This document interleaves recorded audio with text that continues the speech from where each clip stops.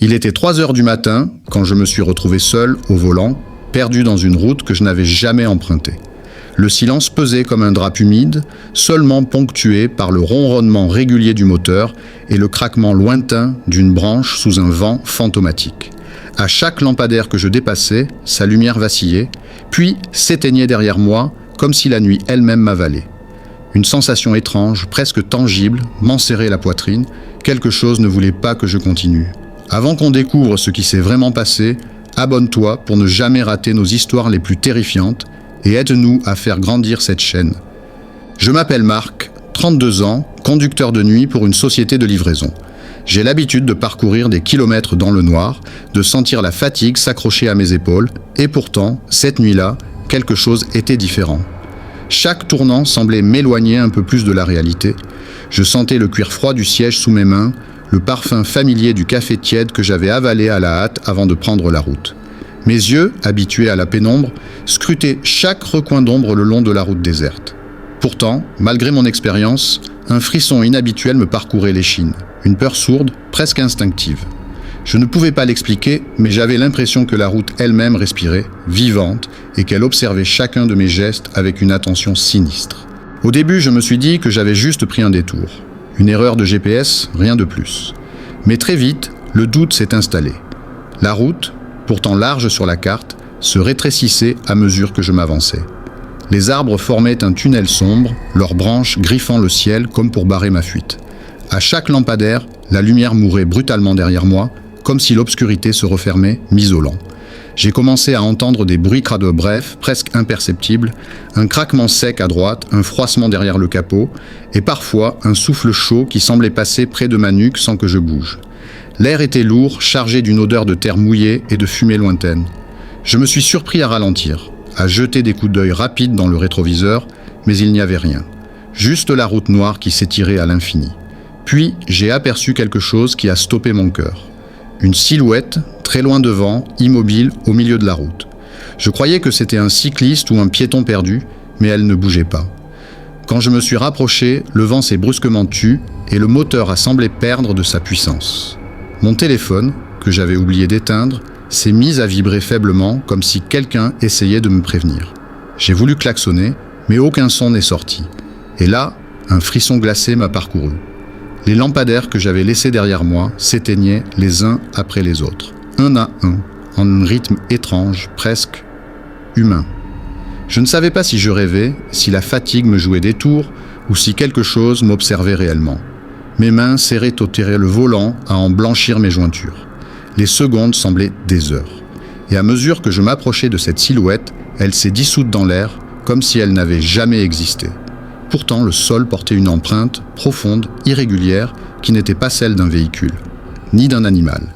L'atmosphère était devenue oppressante. Le vent hurlait entre les branches, un mélange de sifflements et de murmures que mon cerveau refusait de comprendre. Chaque respiration semblait étouffée, lourde, saturée d'une tension que je ne pouvais plus contrôler.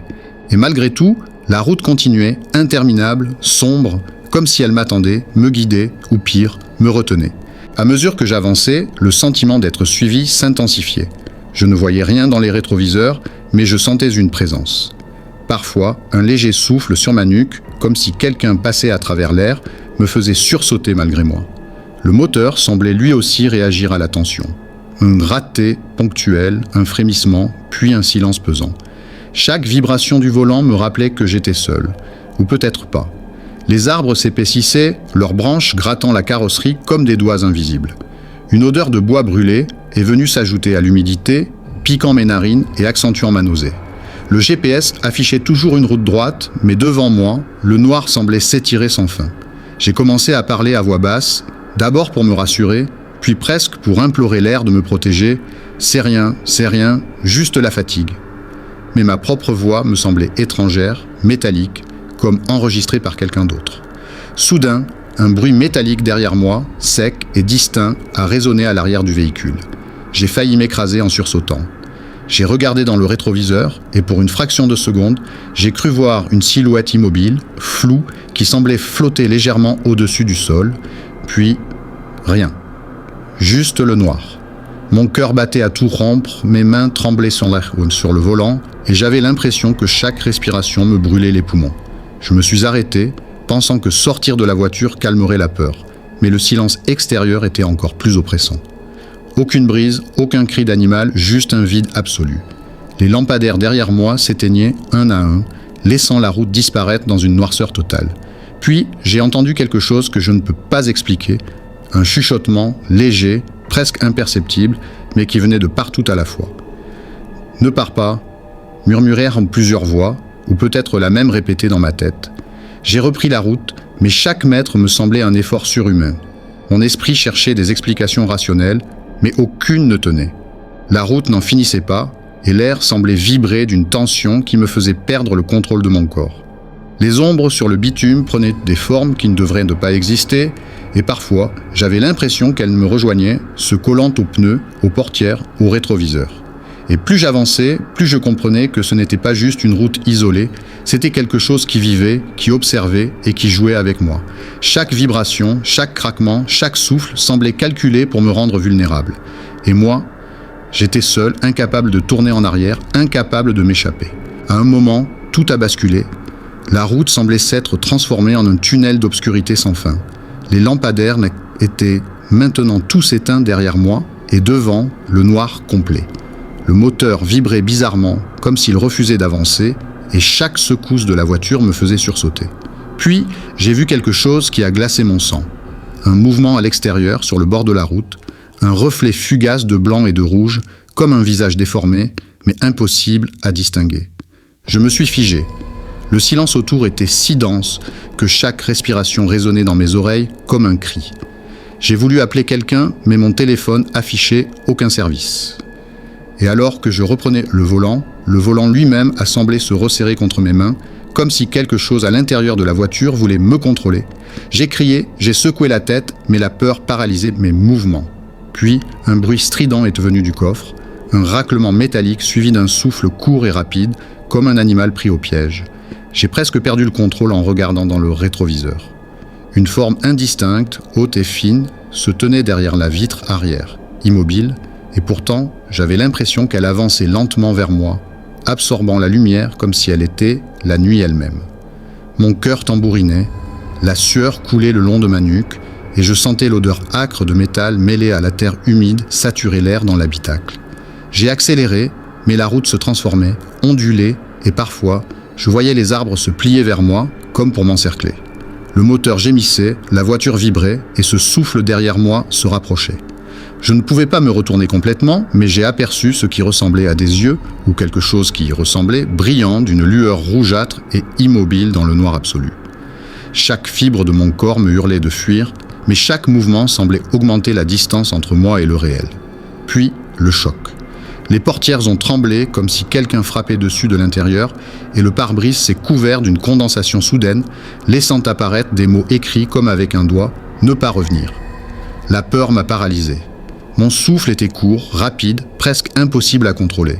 Et dans ce moment suspendu, j'ai senti le contact glacial sur ma nuque, comme un doigt invisible appuyant, insistant, pesant sur mon esprit. Et juste quand je croyais que tout allait basculer, un silence abrupt, un vide. La route s'est illuminée un instant par un lampadaire isolé, et derrière moi, plus rien. La forme avait disparu. Pourtant, je savais que ce n'était pas fini. Quelque chose m'avait suivi. Quelque chose avait marqué cette route, et moi, j'étais piégé dans son souvenir. Après cet instant où tout semblait vouloir m'engloutir, le monde est devenu étrangement silencieux. Aucun moteur, aucun souffle, même pas le craquement des branches, juste le ronronnement faible du moteur, monotone, presque rassurant, mais faux. Je regardais autour de moi, la route redevenue normale, droite, sans aucune trace de l'ombre ou de la condensation sur le pare-brise. Tout avait disparu, comme si la nuit elle-même m'avait trahi. J'ai ralenti, la respiration haletante, les mains tremblantes sur le volant. Chaque ombre sur le bord de la route me faisait sursauter. J'ai tenté de rappeler quelqu'un, mais le téléphone restait muet. Et puis, j'ai remarqué quelque chose. Le GPS indiquait que je n'étais plus sur aucune route connue. Aucun nom, aucun repère.